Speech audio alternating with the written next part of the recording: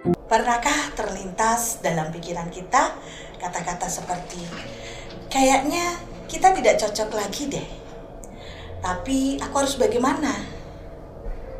Bila pernah, mari kita dudukkan perkaranya dengan hati yang tenang, pikiran yang jernih, dan menanyakan, mengapa hubunganku dengan pasangan seperti ini?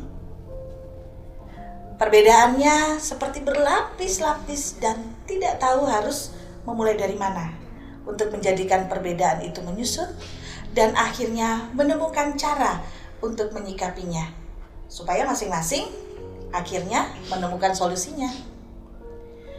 Tapi mungkinkah kita meniadakan perbedaan dengan pasangan?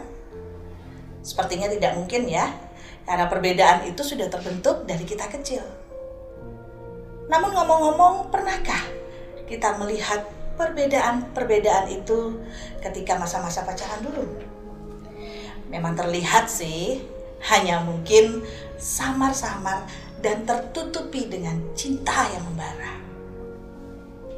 Tapi kini, kenapa perbedaan itu menjadi masalah?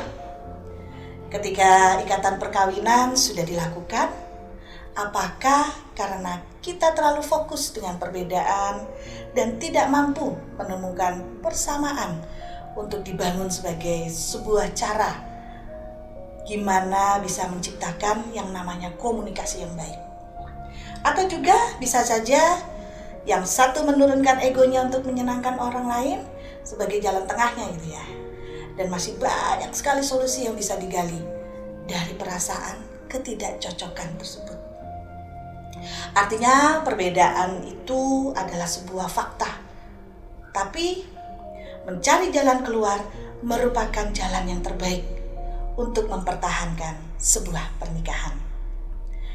Seorang novelis terkenal yang bernama Leo Tolstoy pernah menulis begini, yang membuat pernikahan bahagia bukan tingkat kecocokan kita dengan pasangan, tapi seberapa besar kemampuan kita dan kesediaan kita untuk mengatasi ketidakcocokan. Yang dikatakan oleh Leo benar sekali. Pernikahan terdiri dari dua manusia yang memiliki pendapat berbeda, kebiasaan berbeda, sikap dan lain-lain. Kemudian menjadi satu. Menyatukan dua orang dalam karakter dan latar belakang yang berbeda tentu bukan hal yang mudah. Namun bukan juga karena perbedaan prinsip dan ketidakcocokan menjadi alasan pasangan untuk mengakhiri sebuah pernikahan. Ketidakcocokan dalam pernikahan bukan berarti pernikahan menjadi gagal. Hanya saja sebagai suami atau istri masih perlu terus belajar mengatasi ketidakcocokan ini. Seperti salah satunya adalah meluangkan waktu lebih banyak dengan pasangan.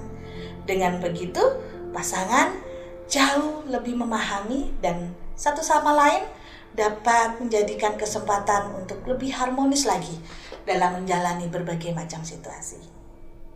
Di dalam Kolose 3 ayat 14 dikatakan, dan di atas semuanya itu kenakanlah kasih sebagai pengikat dan mempersatukan dan menyempurnakan. Ketidakcocokan dalam sebuah hubungan pernikahan adalah wajar dan sah-sah saja. Namun jangan sampai melupakan yang namanya kasih. Karena tanpa kasih tidak akan mungkin sebuah hubungan rumah tangga bisa bertahan. Kasih adalah pengikat dan pemersatu yang menyempurnakan.